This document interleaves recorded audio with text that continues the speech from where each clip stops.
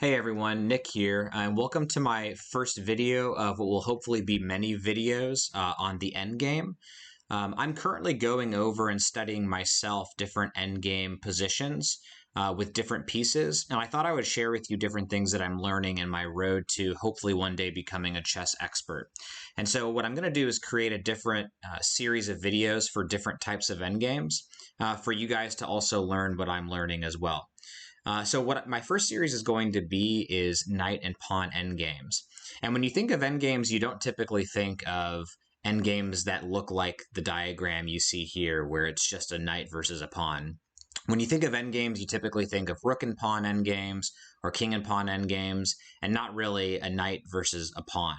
But there's a couple of reasons why I really enjoy knight and pawn endgames, and I feel like there's still a lot of value in those, even though they don't come up very often. The first is obviously when they do come up, you'll be ready for them, right? So even though they're not very common, if you do encounter a knight and pawn endgame, well, if you're on the theoretically drawn side of it, well, you want to learn how to not lose that. You want to learn how to draw that position.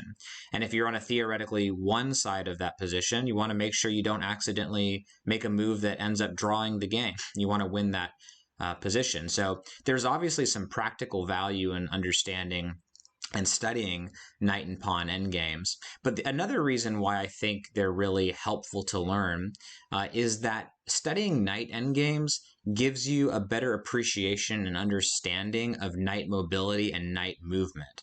You know, the knight is probably the least intuitive chess piece on the board. You know, our brains kind of naturally understand how bishops, queens, and rooks move, but knights are tricky, right? They can jump over pieces, they move in a way that's not very intuitive to our minds. And so it's important for us to practice the movement of the knight. And studying knight and pawn endgames will just naturally make you more comfortable with knight movements. I've noticed personally that by studying knight and pawn endgames, my middle games have become more strong. I've been a lot more aware of different knight tactics and knight traps, both on the offense and the defense. And so think of studying knight and pawn endgames as not just a way to get better at those specific endgames, but to be better with the mobility and the movement of the knight in general. So what I'm going to do in this first video is to go over knight and pawn endgames where your opponent has a rook pawn. So in this case, black has a pawn on h3 that's really close to queening, and white only has a knight. So obviously white is not trying to win this position. White would love to capture that pawn, even if it meant that he loses his knight, and end up in a draw. And obviously black wants to be able to promote that queen down to h1 without the knight having to take it. And then once black has a queen versus white's knight, black is going to easily win that position. So let's look at a couple of puzzles here with rook pawns and think about this position from white's perspective. So it's white to move in this position, and white is trying to capture and stop black's pawn from advancing. And so when you first look at this position, if you haven't studied knight and pawn endgames before, there's a couple of moves that seem reasonable, right? One move that really comes to mind that seems very reasonable is the knight could come to g4, getting closer to the rook pawn, and maybe even keeping an eye on this h2 square where the black's pawn would like to advance. Another very reasonable looking move would be knight to f3, right? With the same idea, keeping an eye on the h2 square and getting closer to the rook pawn. And who knows, maybe even a move like knight to d3 makes sense, with the idea of potentially maybe coming to f2. So just throwing out different ideas here. If you don't know the basics of these knight and pawn endgames, all of those moves seem somewhat reasonable, and they would require a decent amount of calculation to determine if any of them are not good and end up actually losing the game. And in fact, out of those three moves that I just shared with you, two of them lose the game very quickly, and one of them draws very easily if you know how to draw. And the idea behind the drawing motif in these types of positions is something called the circuit. And what you want to do in these positions as white is get your knight into the correct circuit of squares. And once the white knight is in that circuit of squares, he can easily stop the black pawn from advancing. So On this side of the board, those circuit of squares are G4, H2, F1, and E3. So if the white knight can get into this circuit, he actually just gets into a merry-go-round of these squares that he can just go around and around, either clockwise or counterclockwise, and black will never be able to make any progress. If you don't believe me, I'll show you here in a second how once white's knight can get into this circuit of squares, he'll be able to stop black's pawn. It should be noted that if black's king and pawn were actually on the A file, then the circuit of squares that white would want to get his knight into would be B4, A2, C1, and D3. That would be the circuit of squares white's knight would want to get into. So now that we know that the circuit is G4, H2, F1, and E3, then the move actually becomes very obvious. Well, if I get my knight to G4, I should be able to stop this pawn. And again, I'll show you that in a second, but let me first show you why moving your knight to F3 actually loses the game. So knight F3 looks pretty intuitive. I'm checking the black king and hopefully keeping an eye on this H2 square to stop black's pawn from promoting. But black has a very simple move that essentially allows black's pawn to advance all the way to H1, and that's king G3. And white's actually in a lot of trouble now. White's knight is being attacked. It can't be defended. White's king is too far away, obviously. And once white's knight moves, black is simply going to play H2 and will have no problem thereafter getting to H1. For example, let's just say white's knight goes to G1. Then black just has H2, and if the knight checks black's king on E2, the black king can simply come to F2 here, and there's really nothing white can do to stop this pawn from being promoted. So that's not the right sequence, right? The right sequence is, again, to getting into this circuit. And let's show you why this circuit is so powerful. So the right move is knight G4. And now, no matter what black does, white's knight will either be able to come to E3 or to H2, depending on what black does. So let's say, for example, black's king goes to G3, attacking the knight. Well, again, the circuit of squares being H2, F1, E3, G4, white has a pretty easy decision to make. To stay in this circuit, he obviously is not going to go to H2 because his knight will be captured. So I'll come into E3. And this is the idea, right? There's two moves really black can do now. Black could try and advance the pawn, but if black were to advance the pawn, then white can just simply play knight F1 check, and he's forking the king and the pawn will die after white's next move. Likewise, if black's king comes close to the knight simply just moves back in that circuit. So let's say black's king comes to F3, no problem. White comes to F1 with the knight, and now he's keeping an eye on the H2 square, and again, he's staying in this circuit.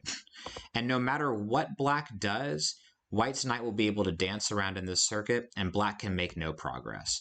If black comes to G2, white just simply plays E3. Black comes to F2, white simply plays H2. And if the king comes to G2, white just dances around in this circuit, and no progress can be made. So pretty cool and very powerful to keep in mind what this circuit is and how to ensure that your white knight stays in it. And it also teaches you a couple, fancy tricks like this knight fork, right? So if the knight comes to E3, right, we don't want to advance the H pawn, right, because of that fork. So pretty cool. So now that we know the circuit, let's go over a puzzle or a problem to see if we can put this in action. So here's another knight and pawn endgame. And the only difference really in black's position is, well, we saw that black had a pawn on H3 previously. Now black's pawn is on A3. And we have black's king on A4. And again, white wants to get his knight into the circuit. And if you didn't know, like I mentioned earlier, what the circuit was, it might be kind of difficult to think through where the knight should go, right? Again, should he go to C1? Should he go to C3? Should he do some kind of fancy, D4 move? But since you know now what the knight circuit is, pause the video and think about what you think the right move should be for white to draw this position. Okay, hopefully you came up with the correct answer, but before I show it to you, let's again try and visualize what that circuit is. So the circuit on this side of the board is B4, A2, C1, and D3. Well, once you can visualize that circuit, the answer becomes extremely obvious, right? Knight to C1, and it's a dead draw. And it's a dead draw for the exact same reason why the previous example that I showed you was a dead draw. Black's pawn can obviously not advance or else it'll be captured. And if the black king decides to come a little bit closer, say king b4, white can just play a2 check. And again, we get back into this merry-go-round where white just continues to move around in the circuit, making absolutely no progress, right? If king b2, for example, knight d3, if the king comes to c3, well, then simply I just play my knight back to c1. If instead the king comes to, say, c2, for example, white's knight can just come to b4, and he's always going to be guarding this a2 square. Okay, so let's look at another problem here. And so pause the video now, think about the knight circuits, and think about what the right move for white should be in order to stop this black pawn from advancing.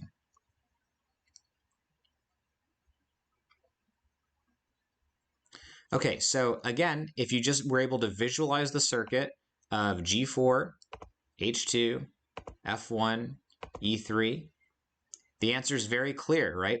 I simply play my knight to e3, and I'm in the circuit, and I really don't need to think much after this. I can just continue dancing around in that circuit, and black will never be able to make progress. So knight e3 check, and no matter where the king moves, say king e2, for example, well, knight back to g4, back in that circuit. If king e1, again, the knight can come back into this circuit, keeping an eye on black from advancing the pawn. And there's really nothing black can do here. King f1, knight e3 check, for example, king g2, oh, sorry, not king g2, king f2, for example, knight g4 check, king g3, and we've seen this position before. White can simply dance around in the circuit. Here, white would come to e3, and again, remember, black cannot advance the h2 pawn, or else it'll run into knight f1 check, picking up the pawn. And so white has no problems. Again, white just needs to find that safe circuit square for him to constantly be going around. Okay, so you might be asking, okay, all right, Nick, thanks. This is really helpful for the really rare cases where, one, I just have a knight and my opponent just has a pawn, but also when the pawn is on the third rank, right? So can we kind of abstract this problem a little bit and say, what about if the pawn is on the fourth rank or the fifth rank? Does it still apply? And actually it does. So let's take a look at another example where the pawn is not so far advanced, but we can still use this circuit idea in order to stop this pawn from progressing. So if you remember in the previous example when the pawn was on h3, the circuit was g4, h2, f1, and e3. Right? So now the same idea applies. It's just the circuit has been shifted up, right? The new circuit is G7, H5, F4, and E6. But that circuit is still there. And so all white needs to do is simply come into the circuit. And again, black is not going to be able to make any progress. This position here should look very familiar. Just shift all of these pieces back down to the third rank, and we had a problem in a position that we saw earlier, right? Again, black cannot move to h5, or else the knight will come to f4, checking the king and picking up the pawn on h5. So this idea of circuit is very powerful. Whenever you encounter an enemy pawn that's on any rank except for the second to last. And we'll get into that in another video. When the pawn is actually on the second rank, this circuit idea doesn't apply because